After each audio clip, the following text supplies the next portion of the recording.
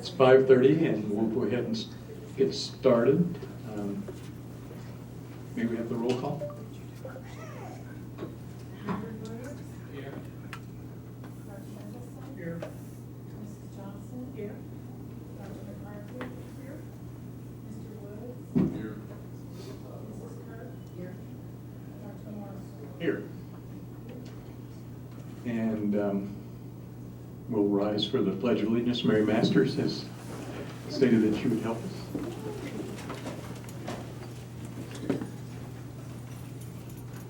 I pledge allegiance to the flag of the United States of America and to the republic for which it stands, one nation, under God, indivisible, with liberty and justice for all.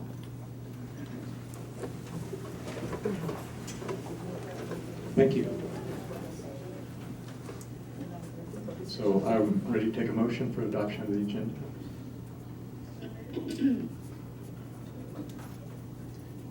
Any discussion? Ready to vote? Vote is open.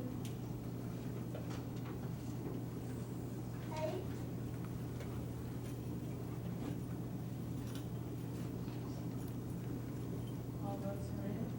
Motion carries unanimously.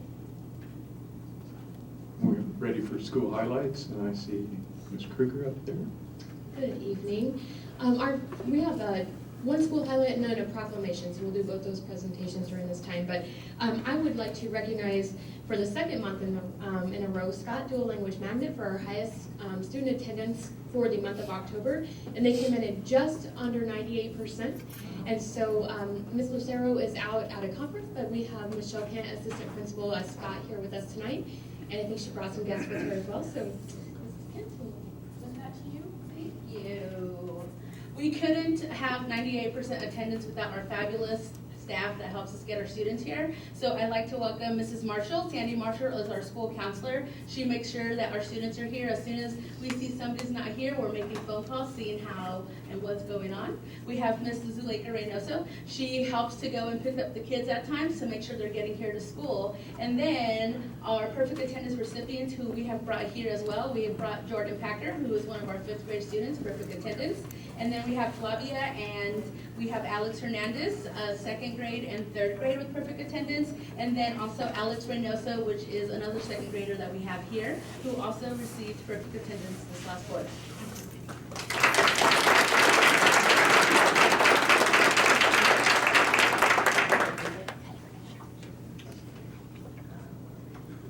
Do you want to tell the school board members and all the audience why you like going to Scott Dual Language? No? Okay, that's okay. How about this? Can I give you this? You can take that on behalf of your school. You can take it back.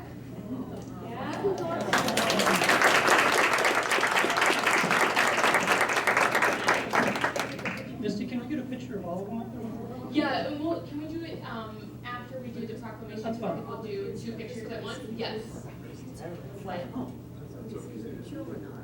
Yes. Yes, could all the kids from Scott come up here so they can see you real quick? And then we'll do a group picture in just a little bit. The 100% kids. Yes.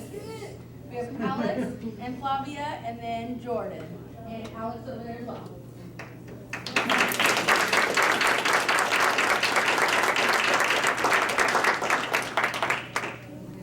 And then we'll do a picture with you guys in just 1 minute, okay? So we'll call you right back up in just a second and do a picture, okay?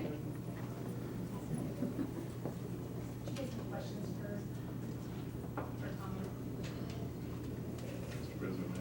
Mr. Wood, thank you. Well, so I have to admit, I may be a little bit biased. I know this is an absolutely wonderful school, 98%, and to do it 2 months in a row, the trophy, you know, are you trying to lay permanent claim to the trophy, I guess? I'm not sure. That's what Ms. Lucero said, so we deal with the boss says. Very good. I just wanted to ask if there are any special secrets, really, on what it takes to make sure all of your students come to school, beyond the things that you do that are kind of that velvet glove concealing the, iron fist that you described earlier with the phone calls and and Ms. Reynoso actually picking students up and that kind of thing. What else do you do? Is there any special magic bullet to engage students? Ms. Marshall, do you want to answer that one? I would say we have an amazing staff and the kids want to be there and parents who are very supportive of us. It's a village. It takes all of us. Excellent, wonderful. Okay, thank you. Thank you, guys. Okay, this week happens to be School Psychology Awareness Week, and so we do have a proclamation that you'll vote on later on in the agenda. But at this time, I'd like to turn it over to Ms. Meg Brown, who has some honors that she would like to share with you guys.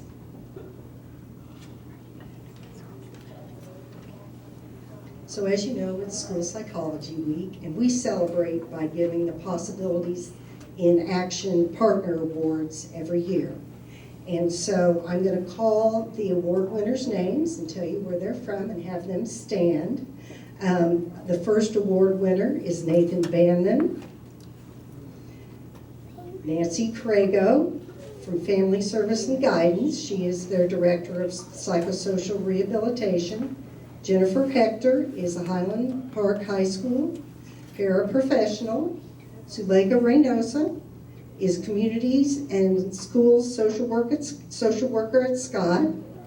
Emily Rhodes is a Whitson teacher, and Shannon Wright is a social worker from Whitson. And I didn't tell you, Nathan Banman is from Chase Middle School.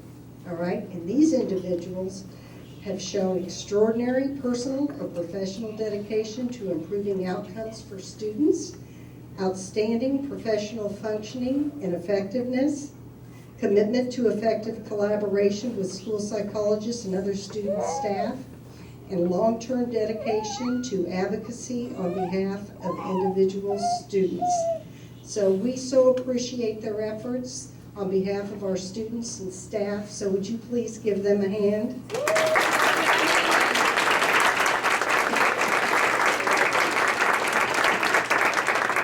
I'd also like for their families to stand. They're here too, to see their family member get an award. Okay. Thank you so much.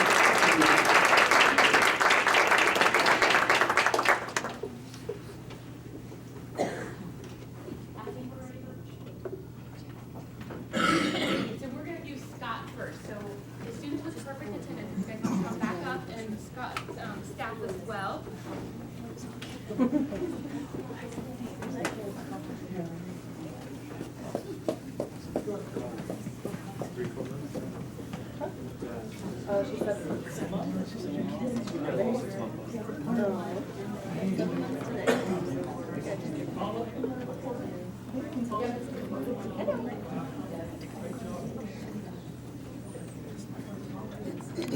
And the person who presented the highlight doesn't know about this.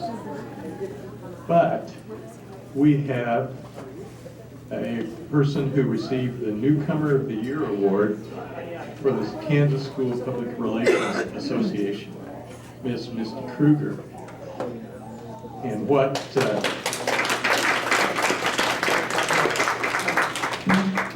it says that she was chosen because of several criteria. She advocates for public education in Kansas through work in the nominee's school district, is committed to a creative, dedicated, and professional approach to school communications, and is active in the Kansas School Public Relations Association as a member who demonstrates excellent personal communication skills, a commitment to being involved in CANSPRA activities, and desire to accept chapter leadership responsibilities. So thank you, Misty Kruger. Well done.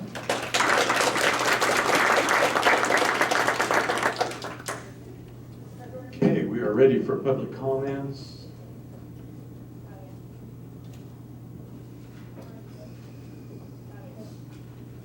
And I have two. First would be Yolanda Moreno. I saw her earlier, and I think she's there. Come on, you can go up to the microphone. No, I'm not Yolanda. She left because she didn't know she was allowed to speak. I see her in the back, though. Is she back there? I think so. Oh, she is. Yeah. I believe she was under the impression she was not permitted to speak, so. Yeah, they told her she wasn't permitted to speak. She is? It includes personnel.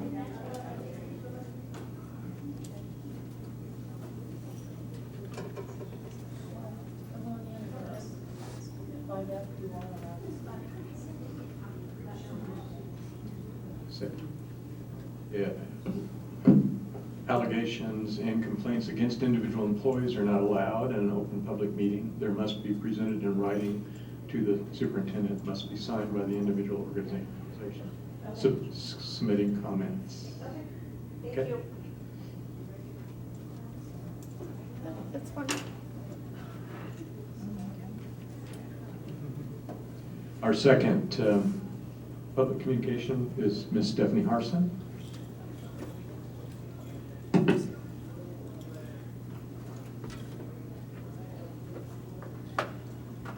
Stephanie, you've heard this before.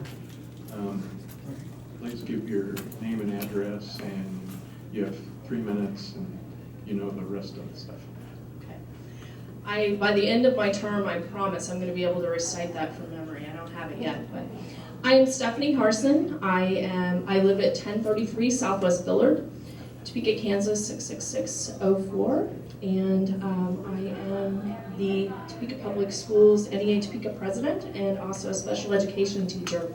I just wanted to say a moment, since I was out ill last week or 2 weeks ago when we did the American Education Proclamation. I just wanted to recognize American Education Week, and it has been wonderful going out in our schools and seeing what we do. It is truly amazing how the face of education has changed. Some people have asked me what's one of the biggest changes you've seen since you were in school, and air conditioning is one of them, which is a nice welcome advance. But truly, when we think about the magnitude of what we do every day, from serving children breakfast, which was not something that we did when I was a child in our schools, to providing lunch, transportation, bilingual education, our dual language programs, all of the different advances in science and the other inclusion of expansion of the arts and things like that. We really do accomplish amazing things. And it is truly an honor to be able to recognize the people who do that. But beyond that, what I really think is particularly important in a district like ours is not just teaching children to read and write and the content that they need, but also to help them dream, to help them envision a better life for themselves, to think of something that's possible that they didn't even think was possible for themselves. And I think back to one of my first days teaching, substitute teaching, before I began at semester here in our district. And so I was substitute teaching in December. And so if nobody has done that, it is kind of like extreme substitute teaching. And one of the things that I did was give away a fake $1 million to kids who are doing well, and then they would, at the end of the lesson, they get to say how they would spend that fake $1 million. And one of my students, he said, I am going to buy my family a house. The refrigerator will be full of food, and I'm going to get my mom a really nice dress. And that was his dream. And the other children were trying to encourage him to think of something bigger than that, but truly for him, because of his life situation and what they needed to meet, what they needed to do every day to meet their needs, that was his big, bold $1 million dream. And so truly we take kids that can really only see a full refrigerator and a nice dress and a steady place to live as their big goal, and we try to help them think beyond that. And so I just want to recognize all the educators, all the families, all the community partners who are out there, and thank you for all you do, because it really is an amazing task that we accomplish.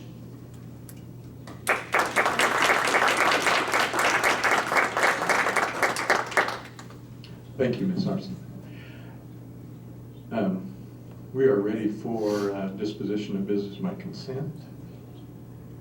Mr. President, I move the board approve the items of business by consent as presented and authorize the board president or superintendent to sign the special project and purchasing contracts for and on behalf of the board. We have a motion and a second. Any discussion? Dr. Mickelson? Just a point of clarification, I need to learn the process here, I suppose. If there's a recommendation for termination of an employee, and there is an appeal process in place, and the person's name is still on the recommendation, can that termination be rescinded at a later date?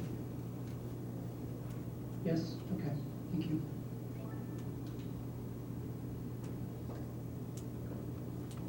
Any other discussion?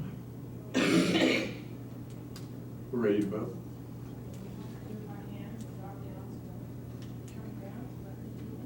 So all in favor of the motion?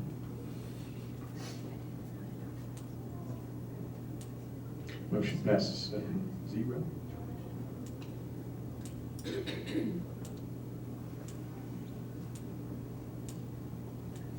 So, Ms. Wallace, do you have anything, superintendent update?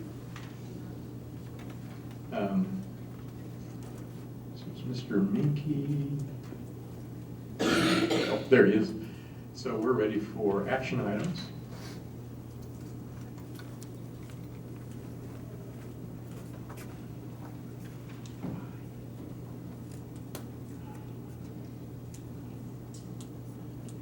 Good evening, board.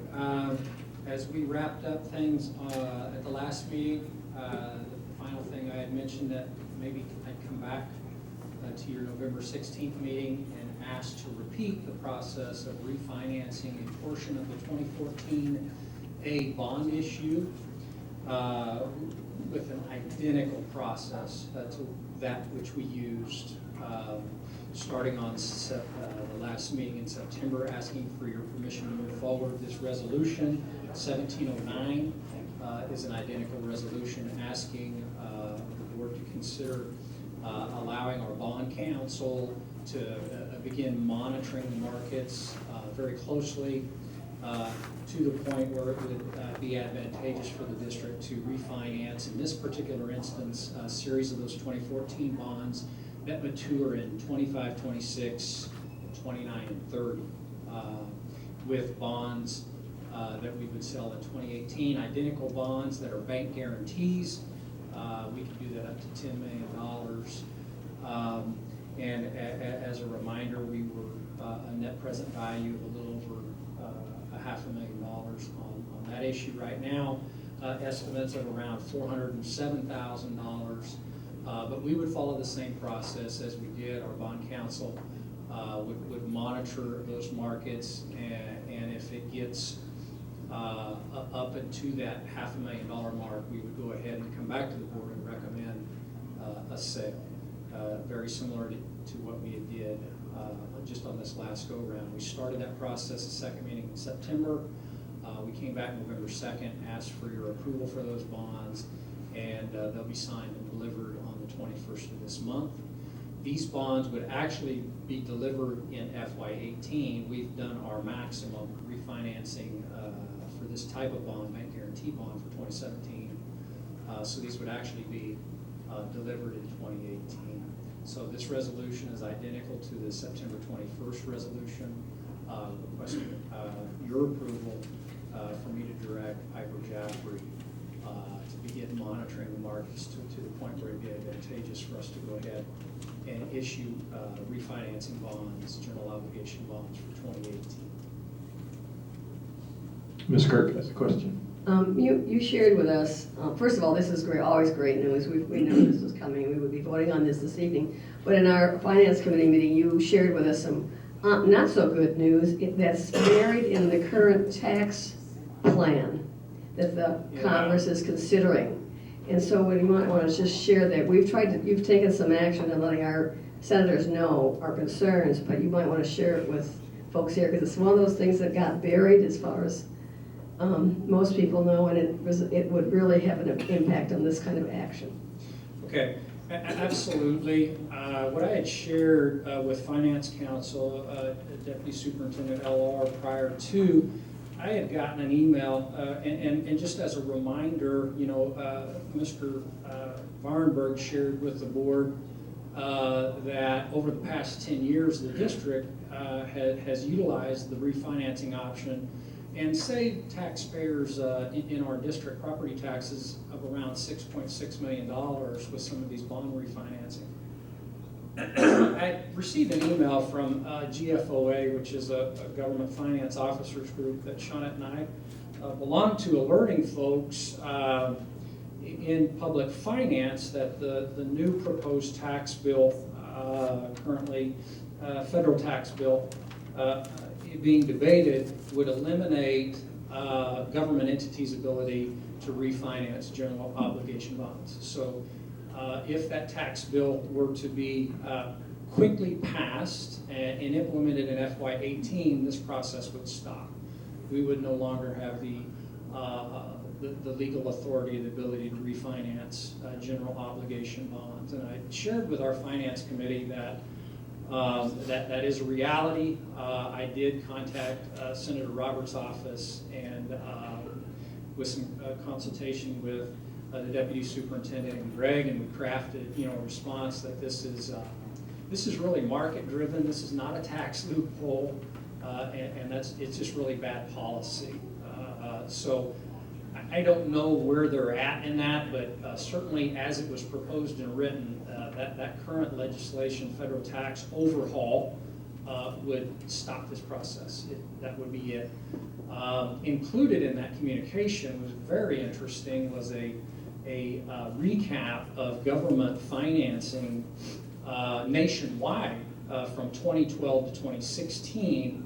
And because you guys have seen this bond data that Piper Jaffray shared with us, we have really hit a point where it's very favorable. Bond yield rates are at historic lows. And so there's been a lot of refinancing. I drilled down and just looked at Kansas. And in Kansas, 2012, 13, 14, 15, 16, there was over $3.3 billion of government debt refinanced to the good of our taxpayers. So in essence, what this tax overhaul bill does is really trade an income tax cut for a property tax increase.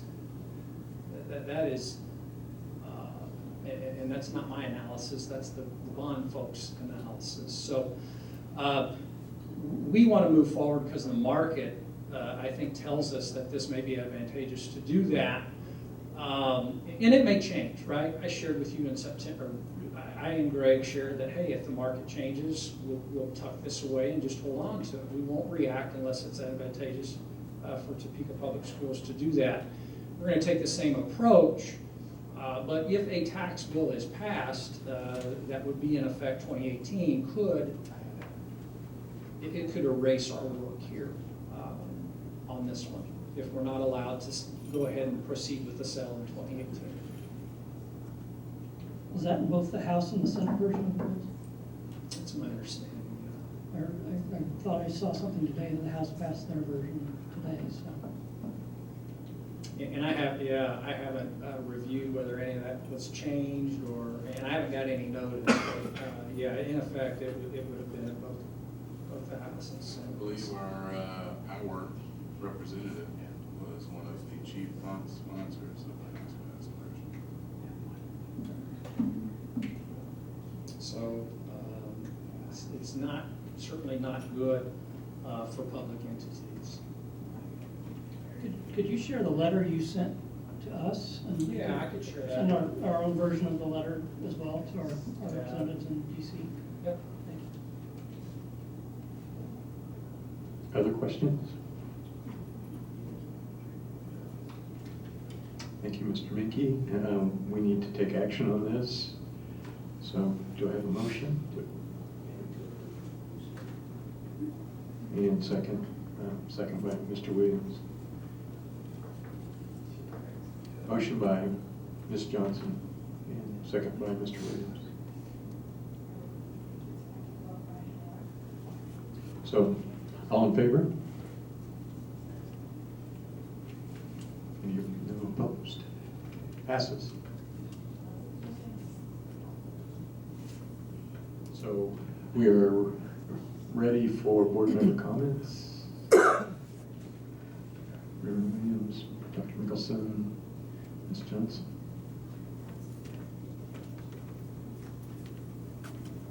Got 6 passes. Well, I'm going to break it. 4 of the members last night were at the Community Schools celebration, and we received the award. It states, awarded to Topeka Public Schools in deep gratitude for your significant contributions. Your efforts have made a difference to our organization. Thank you for all you do. This was the 2017 All In for Kids Award, School District of the Year.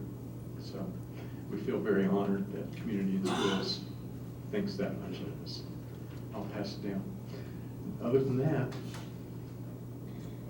anything else?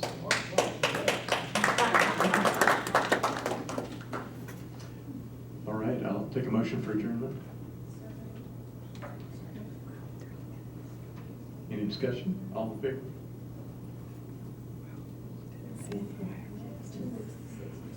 We are adjourned.